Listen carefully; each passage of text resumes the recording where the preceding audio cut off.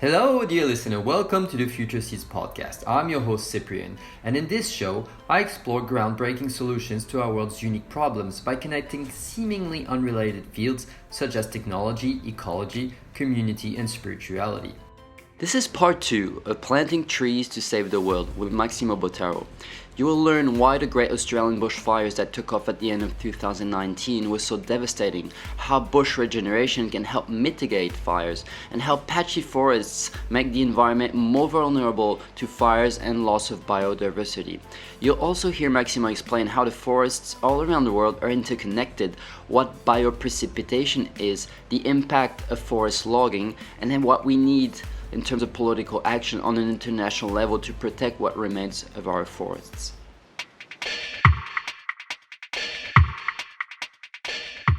Dear listeners, it's not always easy to get clear on what we can actually do to help this world, how we can impact. This is why I've created a cheat sheet, your 10 superpowers to change the world right now. You can download it on www.futureseeds.news/superpowers.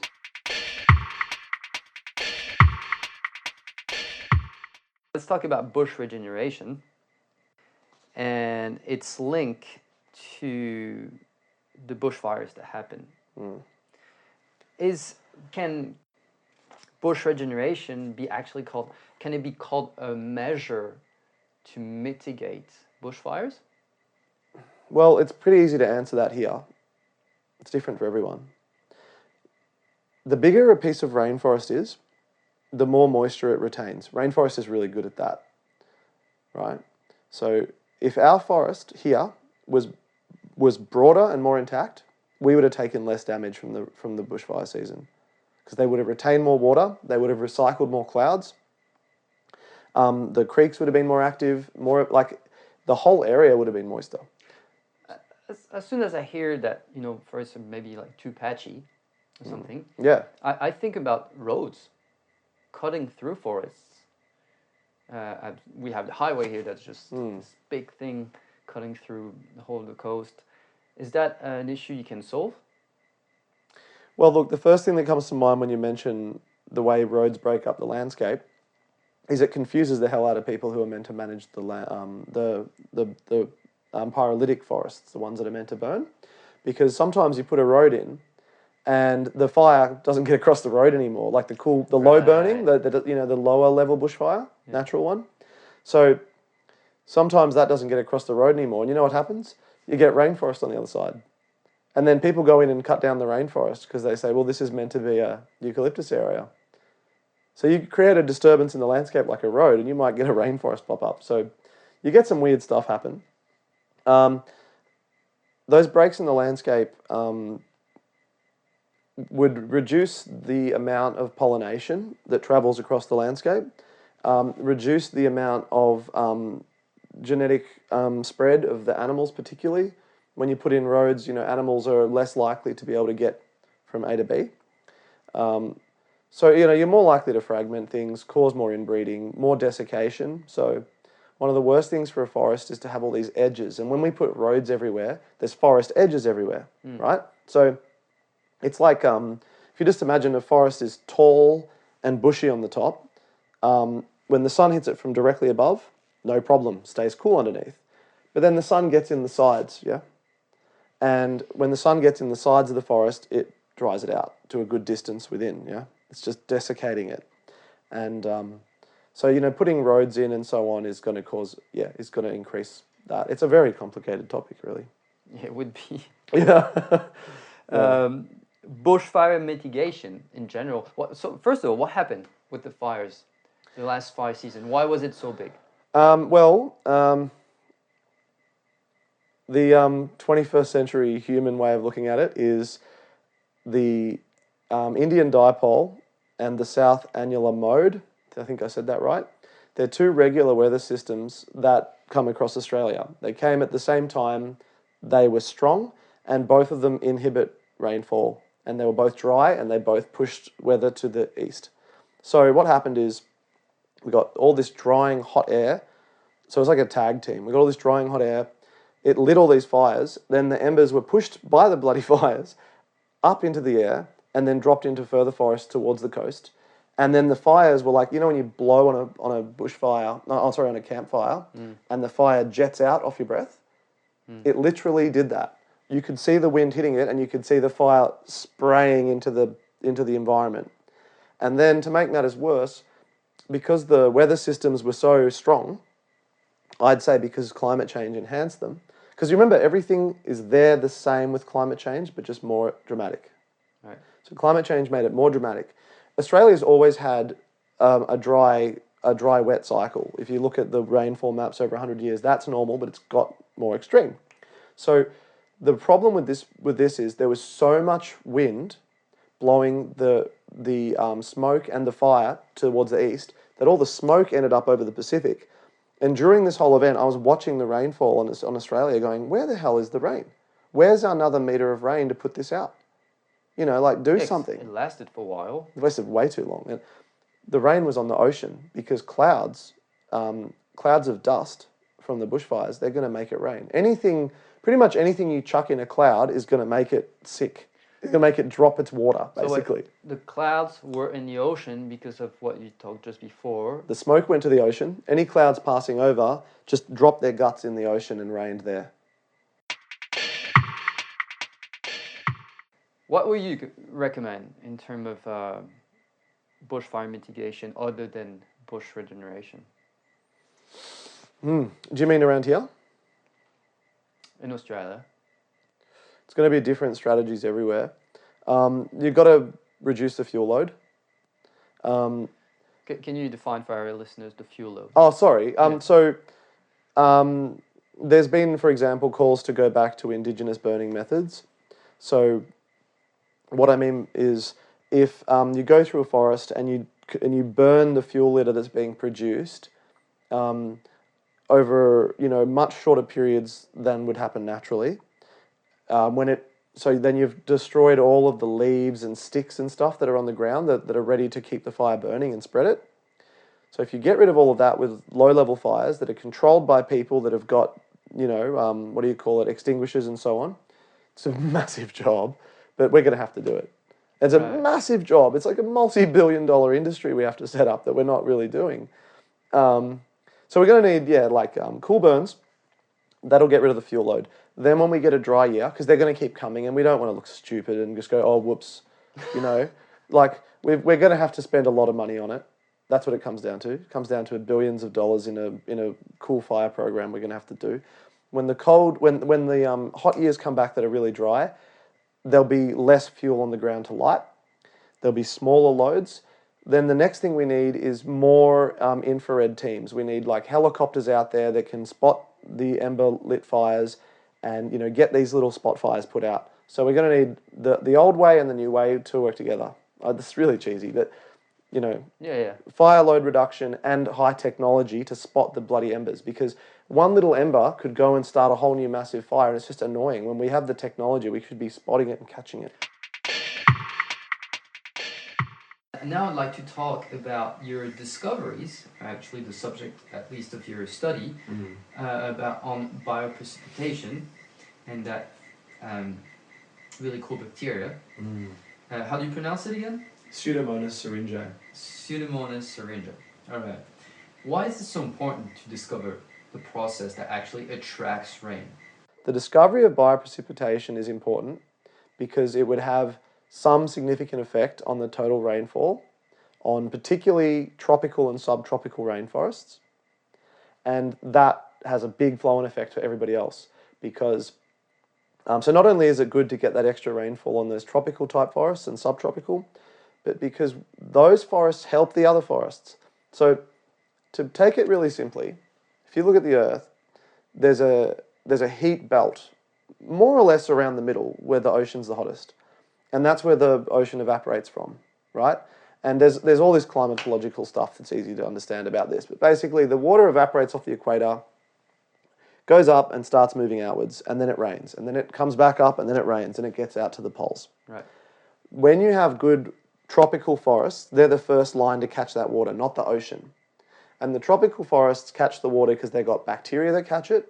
They've got dust and pollen and all this biological material floating around off the top of the forest. all of that juice, all of that stuff that the forest flicks out catches the water. Because water sticks to anything, right? Yeah. But it really likes sticking to that bacteria.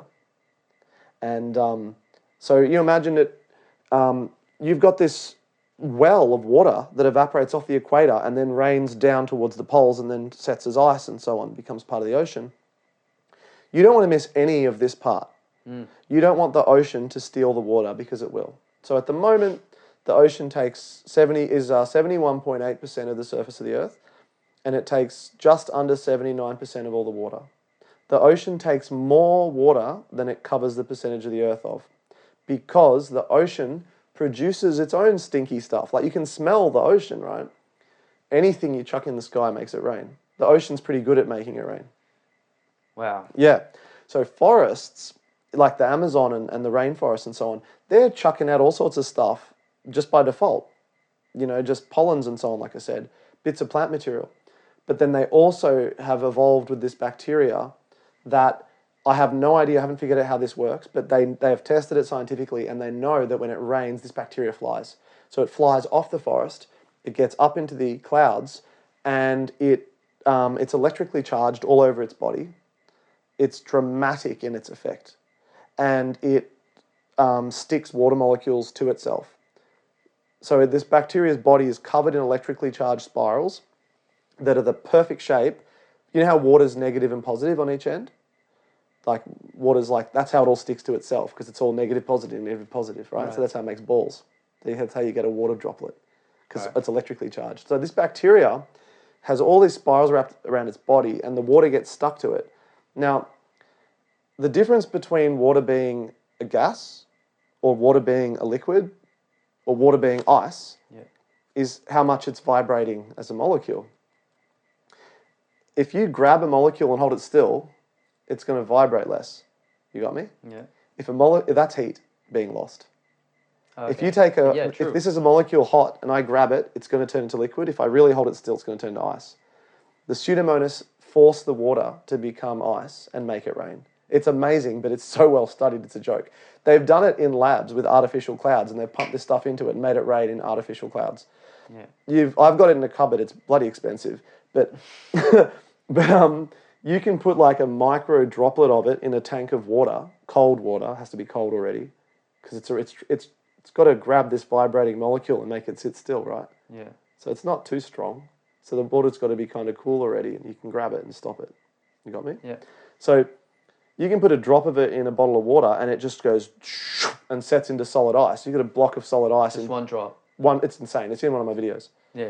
So the here's the crunch. This was discovered in 1982. There was 2 papers published. That year, I'm pretty sure it was an American guy, patented it and started selling this stuff to snow companies, the resorts in Europe and so on. So you know those big snow machines you see at resorts? Next time you're at one, ask them if they're putting Snowmax in it. So it's $2,000 a box. It's this bacteria reduced down. You gotta love patents, eh? Well, the commercial people figured it out first.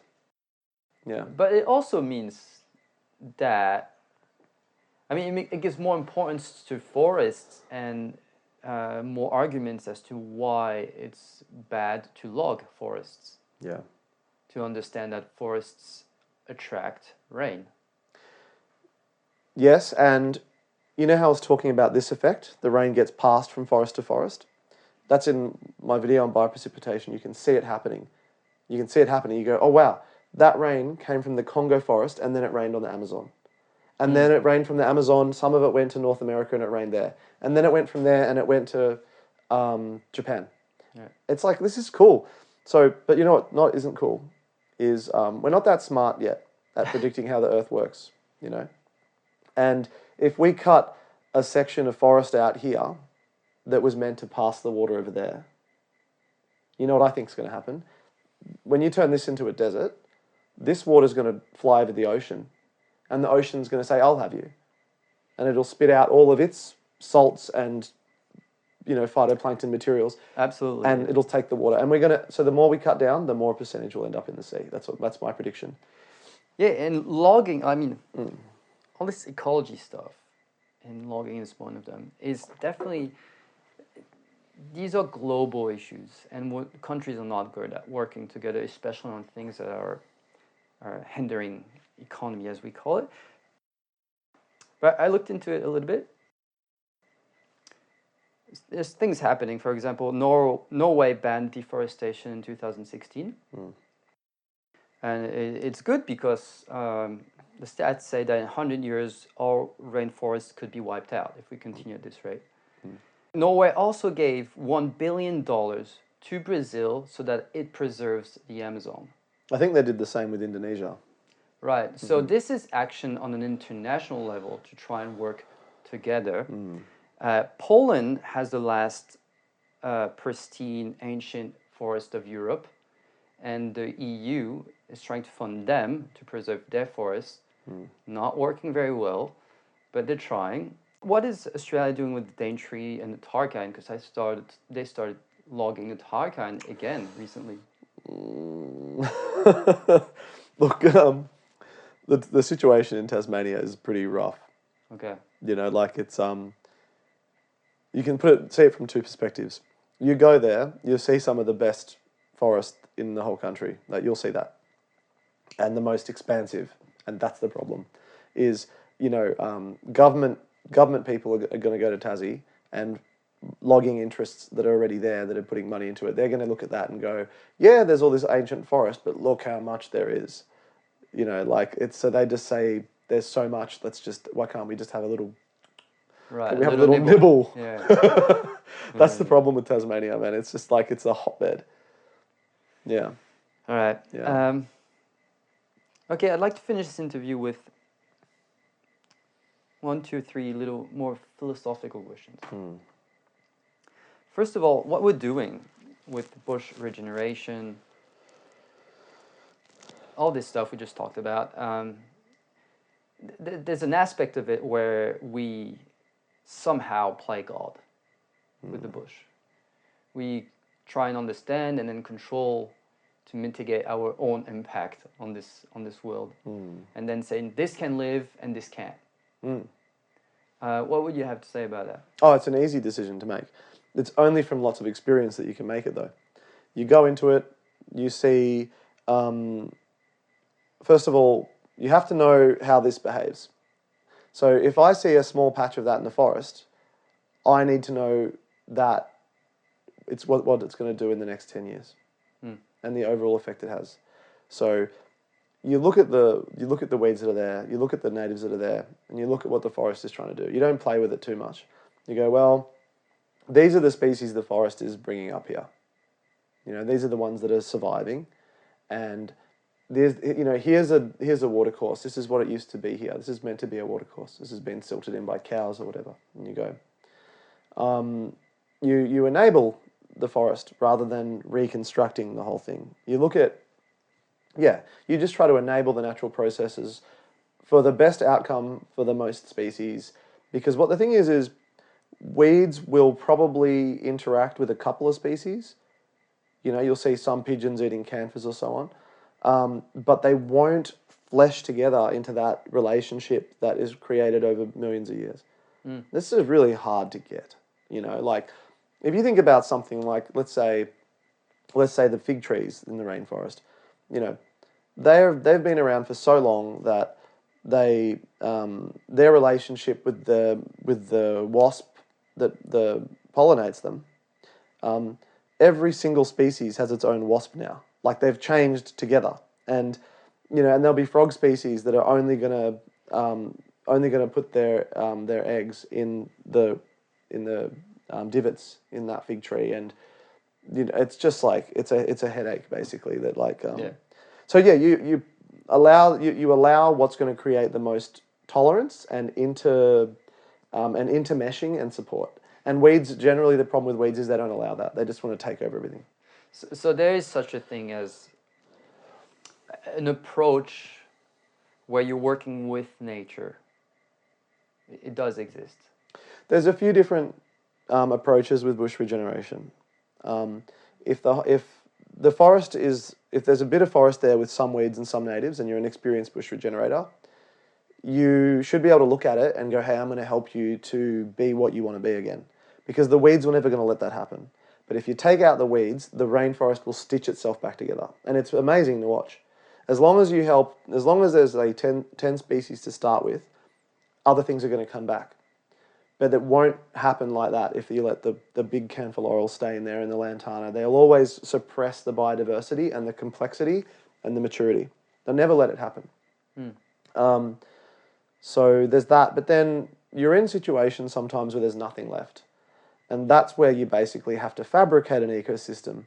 And the best way to do that is just to create a diverse, tolerant canopy that will allow for succession, allow for the forest to shape itself. So you might put in 100 species, but the forest might then stabilize the microclimate, start to return to the soil moisture and so on of what it's meant to be. And then you might find that it doesn't even want any of your species. It might just want to go back to having, strangler figs and white bouillon running the place. And they'll come back if you put the conditions back. We're not very good, naturally speaking, as human beings, in letting nature do its thing rather than controlling. One easy example is the leaf blower. So it is actually really good for nature to have the leaves there decomposing. But we invented the leaf blower. It's not a natural behavior for us to work with nature and trust nature and let it do its thing. Which is also why I was asking you that question. But you're saying there's a way, with more knowledge, more willingness to understand nature, to understand how to work with it. Yeah.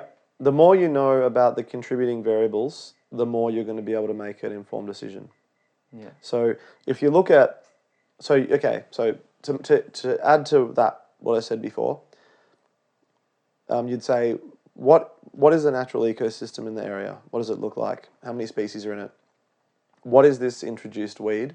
How is it behaving in this ecosystem? So you say, it's come in and it's excluded everything else. You go, well, that's not very good. And then you go, oh, it's poisonous and it's actually killing organisms in the creeks and so on, which, by the way, camphor's, there's scientific talk that it's actually poisonous, safrole molecule. So you'd say, what's the ecosystem meant to be? Is it being suppressed? And how do I do the least harm and the most good in mediating this? It's you need to know a lot, and you may be wrong, but that's the objective anyway. Yeah, you're gonna get things wrong. How do we get people involved in loving the forest, that we actually breathe? I'd have a pretty simple answer. I mean, beyond watching, David Attenborough, is just to take the responsibility in your own circle of friends to be the guy or the gal that says, we went to the pub last week. This week, I'm going to invite everyone to go on a forest hike. And I'm going to be considerate that everyone's it's going to be the right length for the right people, that I'm going to actually pack extra food to make sure everyone's comfortable and doesn't regret it. I'm going to be considerate about if people get bitten by mosquitoes, if I do or I don't. And you're going to think, how am I going to create a good experience that they're going to want to do again? Because people love what they know, right? So I think people need to know the forest, which means they've got to spend time there, which means whoever is most into it in your circle of friends, whoever's most into it, they're the one that should be bringing people back into contact with it, because it's worth doing. But yeah, somebody's got to kick it off and say, oh, we'll do this on Saturday. Going and spending time in the forest, basically. Step one. Yeah, step one. You've got to know it to love it, and then everything else can go from that. ReForest Now, what are the services you offer? We produce scientific resources. We provide opportunities for businesses and from all scales, all the way up to Ecosia, you'd say, from the quaint two-man business that wants to just donate a few trees a month. So yeah, we do some science. We provide opportunities for businesses to align themselves with something positive, be recognised and make a contribution. We connect ourselves through various social media networks, to provide opportunities for people to directly contribute and be recognised. So, for example, we did this massive nursery upgrade recently, very serious amount of, work and funding. End of the video, we listed the names of every single person that paid for it. So it's like, so that at least they know if they chucked in $100. I'm like, no, man, we actually spent it there. That was you, So opportunities for people all around the world. Let's see. Your clients are landowners as well. They call you to plant on their land. Yeah, we find landowners, they don't usually pay for anything when it comes to tree planting. Occasionally we find someone generous who wants to contribute, but a lot of the time we just say, no, just as long as you prepare the area for us and it's a good site, that'd be really great. And then we give them trees for free by the tens of thousands, and that's coming from the donors' money. So the landowners, we're trying to reduce the number of them we work with, have bigger sites that are going to be more, like I said, the bigger the better. Yeah. So you're going to get more water and more species and more food, more animals are going to go live there. Better to just, So we do all that. We obviously do all the seed collection, the nursery propagation, all the construction. That's all jobs, Like I mentioned at the start of the interview, there's quite a lot of different jobs in ReForest Now. And then we support some people that work completely externally. So they depend on us for income, but they're people who have their own businesses or so on. But so I don't know, like, of all the things we do, the most important thing to me is employment. It's kind of what I'm obsessed with, is how to get more people getting paid to do this. Because, there's a lot of worse things to be doing, Absolutely. So you've heard Maximo, www.reforestnow.org.au, and click donate. They need it to hire people and to plant more trees. And I'd like to give you 1 minute, as we do at the end of each episode of Future Seeds, to look directly at the camera and speak directly to our listeners if you want to send a message to the world. All right. Well, look, I suppose my message to the world is we're living in an age where a hell of a lot more people than we realise are living through the internet and are thinking through the internet. But we're still just people, and we still have an internal reality. And your internal reality is way more important than what you see going on outside of you. All of that will change if you fix your internal reality. And what I mean by fix your internal reality is, if you're upset about climate change, if you're worried about what's happening in the planet, stop worrying and do what you think you should do. Whether it's donating to a group or helping a group actively, I don't worry about climate change. The people who work with me don't worry about climate change because, if you're looking after a sick relative, it's important that you're there. It's not important that you win. It's important that you're a human. It's important that your heart's in the right place, and that's enough. And nobody can ask more of you than that. So so don't worry about what's going on outside. Worry about what's going on inside, and run your own race. Dear listeners, it's not always easy to get clear on what we can actually do to help this world, how we can impact. This is why I've created a cheat sheet, your 10 superpowers to change the world right now. You can download it on www.futureseeds.news/superpower.